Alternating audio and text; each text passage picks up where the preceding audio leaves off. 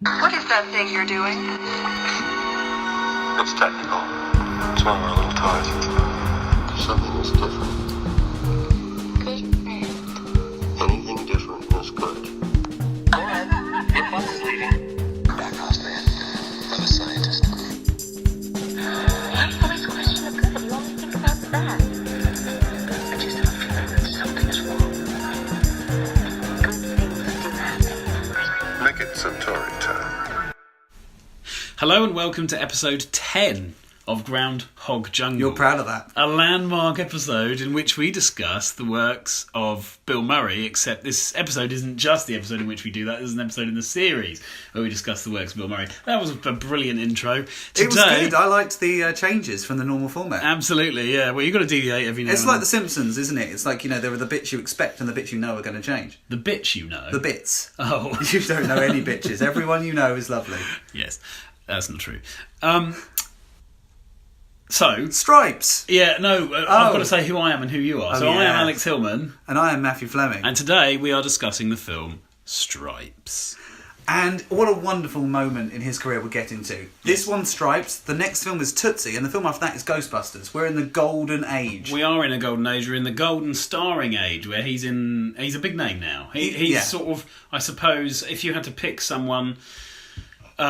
he's a bit like TJ Miller is now, really. Do you know what I mean? Yeah, I like, do. in Yeah, that I know he's what you mean, just starting to kind of headline some films, but basically he's been an interesting part in a lot of films. Yeah. And this is more it's a bit beyond the TJ Miller moment, but he's been a star in many films. He's now starting to support other stars in films, and in Stripes he is the absolute main star.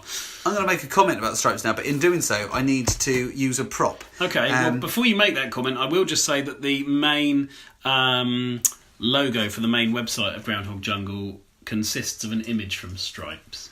Oh. Just a little... It does, isn't it? Factoid. Yeah, from Groundhog Jungle. Sorry, I was thinking Yeah. you meant the podcast, but that doesn't. That's... No, that's is that Steve Zissou, is it? Is it no, I think it's a mixture of Steve Zissou and also the first Wes Anderson, Bill Murray. Rushmore. Yes, because there's a swimming pool thing or something. Yes. Yeah. So that's that. But on the main sort of desktop website, or if you want to access it on your mobiles, that's also available. The main image is of Bill Murray in Stripes.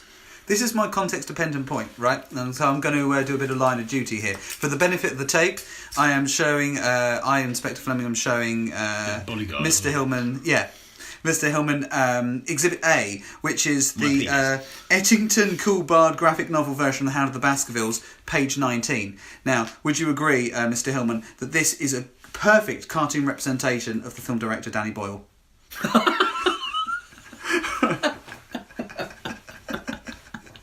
And now, my point is this. It's a shame you can't see it. It is, but if you have the Conan Doyle Edgington Coolbard graphic novel edition published by, I don't know, The Hound of the Baskervilles, look at page 19 and you'll see that panel 2 looks exactly like Danny Boyle if a cartoonist were drawing Danny Boyle's face. Now, my point here is that joke, which you didn't get, but Alex did, is entirely context dependent. Entirely. And that's what I think this film is. This film is so defined by its context, in good and bad ways.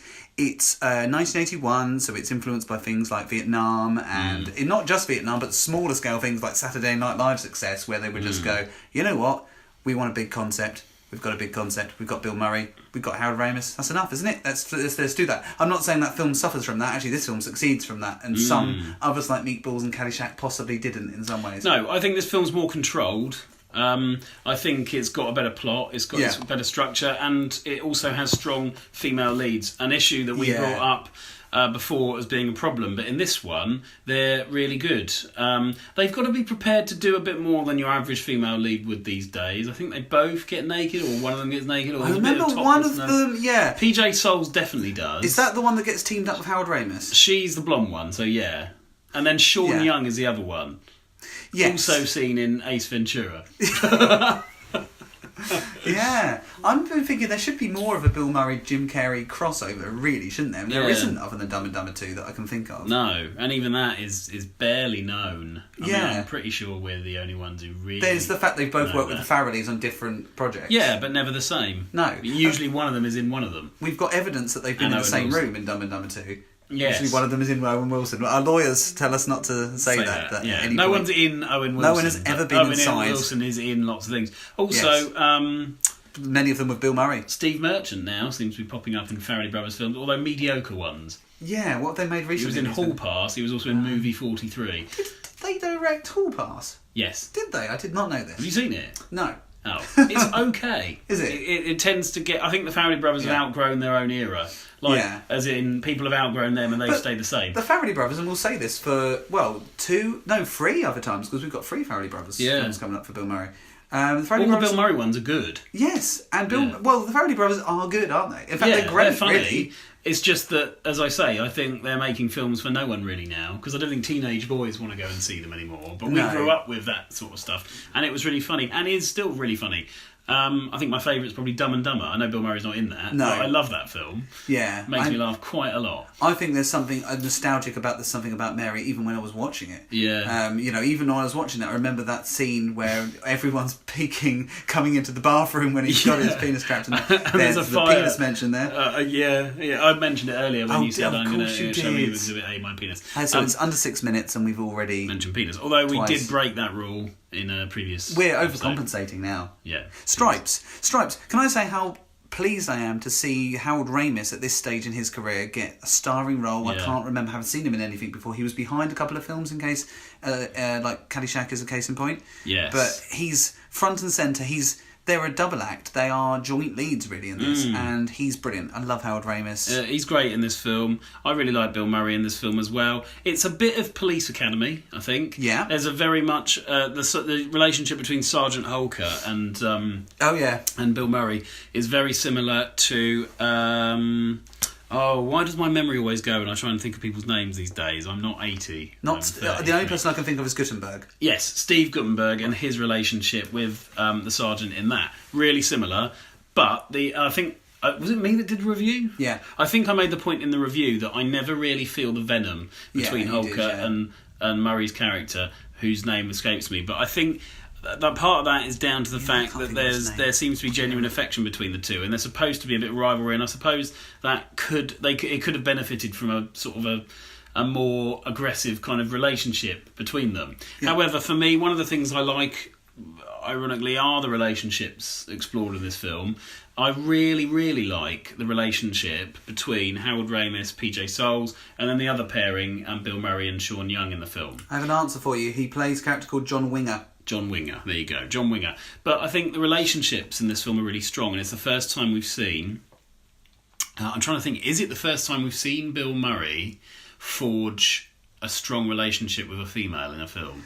A convincing one, because they tried in Meatballs, but it was inconsistent. Yeah, and they were. And I think in this one there is sort I think that was as far as the 70s ever got in establishing these. Probably. So there is a relationship between couples in this film. Yeah, and it is thoughtful, and it does have a heart, this film as well, which I think Meatballs perhaps did to an extent, but definitely not to like this film. And it is the best of this classic three that we mentioned last time. Yeah.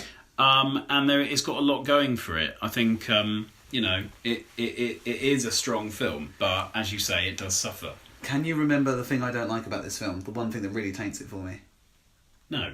Okay, it's this. Now, what is the difference between the Duran Duran videos, Wild Boys, and Girls on Film?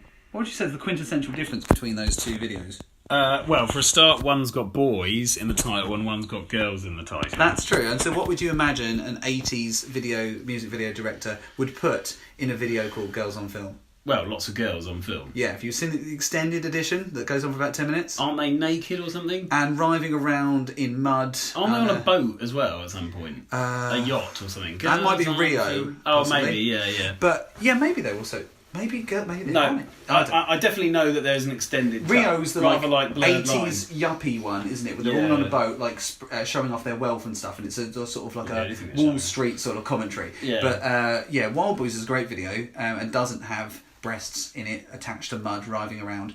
Whereas Girls on Film does, and it's disgusting, and I hate naked women mud wrestling. I'm sorry if there are some people who are just going to go, I'm not listening to this anymore because that's people's thing, but it's It's horrible. Is anyone listening to this? We are. Well, given I haven't uploaded for the example, last 6. our mutual friend Russ, I feel like if we were to say that to him, he would say, "What? You don't like naked girls mud wrestling? What's wrong with you?" But you know what? Quite a No, good impression. naked girls are nice for some people. But do they have to be dressed in? Do they have to be riding around in mud? Dressed is that in mud. sexy? Is that? I don't think again, it is. I agree with you. I don't think it is sexy. And there's some of that in this film, and then I think there's a scene maybe in a strip club, or maybe, I can't remember, but there is a sort of the debauch section. It only lasts about 5 or 10 minutes, but it's like the film had to have it, and that film, that sours it for me. Yeah, well, I get Because that. like you said, there are nuanced performances, there are relationships between the characters. Here is PJ Souls, you said, yeah, forming a decent relationship with a human being that you can believe in, and then here are some breasts and some mud. It's a little bit like they want it both ways. And there's a little bit of a draw there, because I think PJ Souls by this point was a bit of a pin-up, because she'd already been in Halloween. And she'd already been in Carrie, actually, and she was well known for being like one of these bouncy 70s women that most people wanted to see topless, and hadn't appeared topless. And I don't know if she is topless in this though. I don't think the two girls are. I think that lots of others are. I vaguely remember them being topless. Oh, do you? Okay. Yeah, because I remember thinking that's quite brave. Right. And also, is this a 15? It must be a 15. I think it is, yeah. It has to be. Yeah, I would say almost certainly it is. But I like the film, and I don't like the mud wrestling. It doesn't really do anything for me at all either. But I think the film's got a good script. I think it's got interesting characters, interesting relationships. I think I enjoyed it quite a lot, certainly more than Meatballs. I got distracted there, and let me tell you why. You noticed it, you saw me gaze into the distance. I was thinking, if I was an actress, would I expose my breast for a comedy? And I would not. Okay. A drama, yes. Maybe there's a I think a sexy lot of one. actresses think like that, don't they? Yeah. Yeah. I mean... And again, as I'm a male, if I was an actor, which I'm not, I would rather get my genitals out for a comedy and not for a serious part. Because there could be comedy... You know, like, have you seen Life of Brian? No. Okay. Or Sorry. Okay, but you've seen the Simpsons movie. Yes. There's an excellent gag in that where they keep covering up Bart's penis over and over again, and then finally they just show it, and you think, oh, okay, that's the gag, and that's a hilarious gag. Do they show his penis? Yeah. They show Bart's penis? Yeah, really briefly. I'm sure they do. He's a child, though. I know, but it's cartoon. What? I'm sure That they do. can't be right. I saw it at the cinema. Bart's penis? I'm sure they do. They show Bart's penis in the Well, yeah, Simpsons but only to brief. They don't show it close up. Just the distance. Like the gag movie. is Close up, it would just be a yellow worm, wouldn't it? just be some pixels. Yeah. Sorry, I just managed to spit out the word pixels there before I breathed again, so it sounded very weird. Anyway, what I'm trying to say is... Pixels. Yeah. What I'm trying to say is I think nudity in a comedy, as Family Brothers as it is a bit done. This was 1981, but it's that thing that cheapens the film for me. Having said that, should we give our scores? Because yes. I think we both gave it 8, didn't we? Yeah, and I really like it. Yeah. Made me laugh. And it's good. We went It's a to... pass for a comedy. We watched this film on an evening. I think it was a Thursday evening. Right. Then... How do you remember this? Because of this story. Oh, okay, so we go on. used to watch a film and then go swimming. If the film was too long, we would watch it in sort of 2 halves, or we would go swimming and then watch the film when we came back. This one was just annoyingly a little bit like the wrong length. We had like an hour and a half before we went swimming. This was an hour 45 or something like that. Right, yeah. So we watched it, and then there's the big tank scene at the end, which we can talk about in a second. Yeah. And then we had to go swimming, and with that image in our heads, wondering what was going to happen, and then come back and then unpause it. And it lost a bit of its impact. But what I was going to say was that your point in the review is excellent, which is that it's sort of like a budget. You talk about wonderfully epic choreographed parade scene and culminates with caper-esque gun battle, and it does. And you say that it shifts the tone slightly in a pleasingly large scale way. It does. It's incongruous but great. Like, you don't mind. It's a nice action nod. Did I say that? Good stuff. Well, you don't say incongruous. I put that one in, but the rest of it you said. Yeah, the film's last 20 minutes starts with a wonderfully epic... Oh, you just read this. Yeah, I did, but you can read it Caper-esque gun battle in Czechoslovakia, shifting the tone slightly in a pleasingly large-scale way. You did literally just read that. I did. It's the perfect end to a very important benchmark in our Murray Odyssey, and hey, we've hit the 10 film mark. Also, scores for Stripes. Yes, we did give it 8 each. 8 and each. I think that's right. I mean, I wouldn't deviate from that score. I need to say this. This is an average of 8 out of 10. It's a need, isn't it? It is a need. It's like when you walk past your DVDs and you've got them in the wrong order, and someone's accidentally put something back, and you think, should I just go to work? But then you think, no, No, I can't just go to work. I've got to put this back. Yeah? Everyone thinks that? Yep. That's the silence of the internet there, isn't it? So, Stripes. There must be things about Stripes we haven't said, because it's actually quite a sort of a robust full movie. I know something we haven't said, because you were talking about the fact it's very... What were you saying it was influenced by? Not Family Bro. Maybe you were. You were saying something else. Police Academy? Yeah, because I was going to say about how sort of there's a strong element of Police Academy and things like there's an opening gag, a gag very near the beginning where I think someone throws a ball out of a window and then the ball comes back to them and breaks another window instead of coming back through the same window. Yeah. Although it may have predated Police Academy. I think it probably did. It probably did, yeah. Yeah, but yeah. It's sort of So it similar in tone to that, yeah. Police Academy. I like that type of humour. And Bill Murray is a taxi driver in it. Yes. At the beginning, who joins the army. Yes. I don't actually think we talked so much about that part of the plot because No, that happens. but he's a typical. He's like your slacker Bill Murray, isn't he? Yeah. But he's just more likeable in this than he is in Caddyshack, which is the last film that we looked at. Yeah. And he's got a brain in this as well, which is good. He didn't really in Caddyshack. No. And it's nice to see him actually with a bit of that sardonic wit. Sardonic is a word I use a lot with Bill Murray, but it's a good word. It is a good word, and it is rare. You're getting towards the Venkman. You are getting towards the Venkman with this performance. As well. There is a smattering of Venkman, isn't there? Definitely, there is, and he's the hero. Yes, which he isn't always. No, he wasn't in Caddyshack, for example. No, who is in Caddyshack? Chevy Chase. The hero? Maybe. Actually, Chevy I don't Chase. really know what Chevy Chase does in Caddyshack. No, He doesn't do a huge What amount. does Chevy Chase do now? Last thing I saw him He's was in, Hot Top Time Machine. No, he's in that TV. He's in quite a big TV Is he? show. Oh. Yeah, in America. Okay. In which he apparently behaves like an arse, both in and off stage.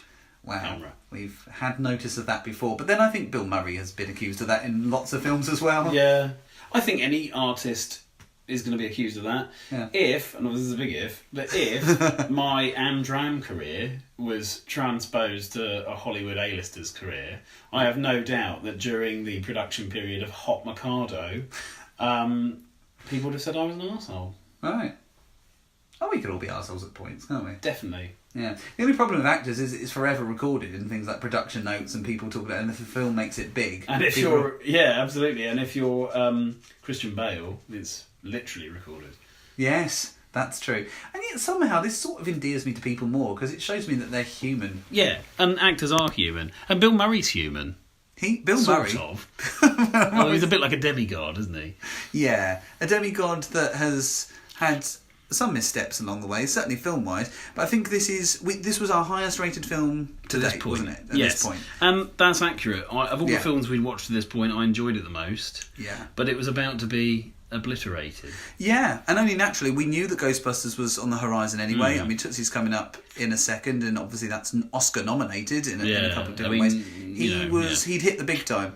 Yeah, and as this, did we have 4 films in 1980, and now this is 1981? This is 1981. Or was this yes. the 4th film of 1981? No, you were right the first time. So Right. yeah, he did 4 films in 1980. And then Tootsie's 82, I want to say. Tootsie's 82. And then Ghostbusters is 84. Yeah, so that he must have taken a little break after Tootsie and just decided to focus a little bit on Ghostbusters, I guess, or just be involved in that. Yeah, because I might have made this up, but in The Razor's Edge, I think, didn't he read that book when he was in the delivery room with his wife, giving birth to their first child or something like that? So if that's 84 that it was made, that would have been sort of around about 83 or 82, and I think he took some time off for that, maybe. Yeah, rather like might be I making this have up. done of late on shows. Yeah. Again, comparing myself to a Hollywood A-list. well, the only way is up. One day we could be Hollywood. Hollywood. Whatever point I was about to make isn't going to be as good as that. So yes, any final thoughts on Stripes? I think we should just make a sentence up with one word each.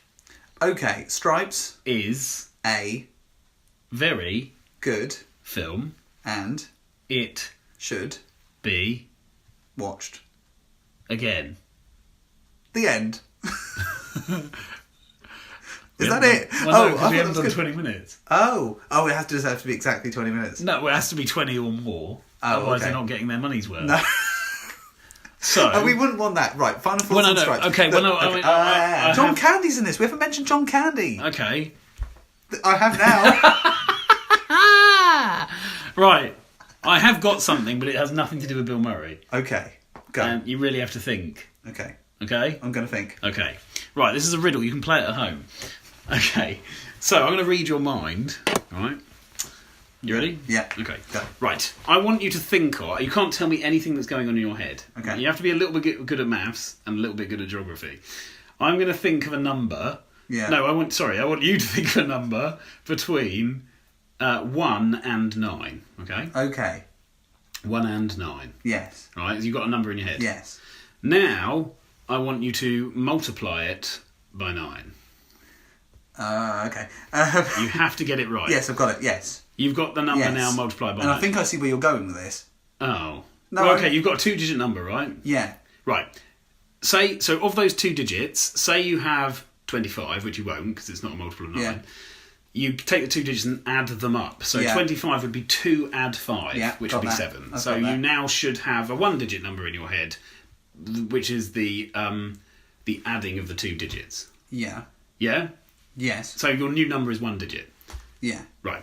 I want you to take away 5 from that number. Yeah. And now you should have a new number in your head. I do. Still 1 digit. Yes. Okay? Now I want you to assign a letter to every number. Okay? So A is 1, B is 2, C is 3, Yeah. D is 4, E is 5, etc., etc. You should now have a letter in your head. I do. Correct? Yes. Would you see where I'm going with this? I think so. But, Okay, but okay, look, well. keep Okay, going. so you're gonna try and catch me out here. I just want you to think of the first country that begins with that letter in your mind. Go. Deutschland. Okay, I didn't want you to say it. Oh no! Oh no! Okay, so you're now that's not country because that's in the original language, and that Well, might have spoiled it for them as well. respect people's... Yeah, so country in the English language. Okay. Right. I Now thought- think of the second letter of that country. Okay. Yes. Typical animal beginning with that letter. Okay. Yeah. And now typical colour of that animal. And you've got, and hopefully you do at home as well, reading your mind, a grey elephant from Denmark. An emu. Oh, you're an idiot. No, I I'm knew you'd sorry. try and catch I'm me out. sorry, You're not an idiot. I'm sorry. It You're was not the a- 9 figure. It always ends in 9, doesn't it? I seem to remember something like this. Well, from my don't childhood. explain it. Oh, okay. No, it's magic. Yeah, there's no thing going on. It's been lovely talking to you. That was Stripes. Bye. Yeah. Sorry for calling you an idiot. That was very unlike us. Oh, I'm It's still fine. recording. Bye, everyone.